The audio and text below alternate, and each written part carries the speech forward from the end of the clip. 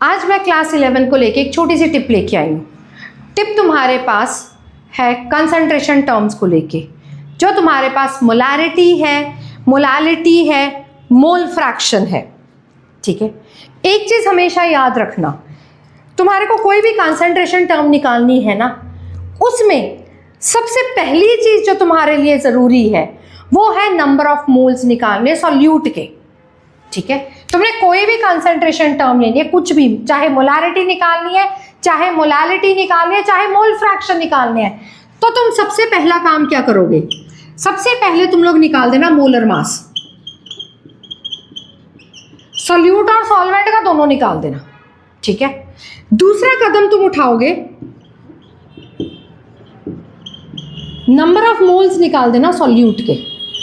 निकालने हैं, मैंडेटरी है।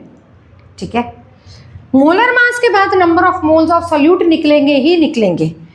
तीसरे कदम पर तुम क्या देखोगे? अब तुम लोग लिखोगे अपना कंसंट्रेशन का फॉर्मूला लिखने के बाद तुम्हारा चौथा स्टेप होगा तुम्हारी कैलकुलेशन।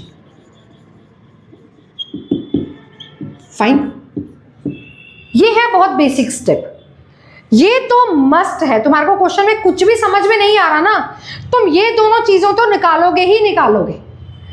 ठीक है, अब इसके बाद जो अगली चीज मुझे बतानी है, अगर तुम्हारे को कहीं पर भी 20% ऑफ, सपोज करो NaOH दिया गया है, 20% ऑफ NaOH, जो 20% होगा ना, वो तुम्हारे पास मास कंसिडर हो जाएगा सॉल्यूट का, which will be equal to 20 gram. 20% किसी का भी लिखा हुआ है, NaOH लिखा हुआ है, HCl लिखा हुआ, कुछ भी लिखा हुआ है, वो कंसिडर हो जाएगा 20 ग्राम। क्या? सॉल्यूट का। तो सॉल्वेंट का मास क्या होगा? वो होगा 80 ग्राम। कैसे?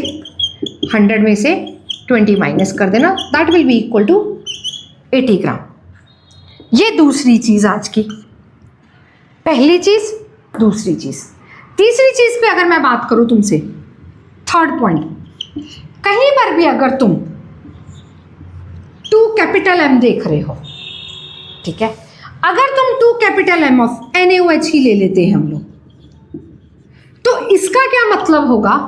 This will be written as 2 moles of NaOH के इन 1 लीटर ऑफ सॉल्यूशन।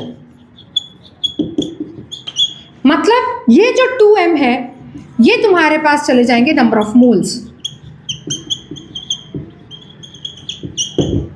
ठीक, और इस सिनेरियो में जो वॉल्यूम होगा तुम्हारे पास सॉल्यूशन का, जो वॉल्यूम होगा सॉल्यूशन का, वो तुम्हारे पास 1 लीटर होगा। ठीक है, इतने टिप तुम्हारे लिए ज़रूरी है।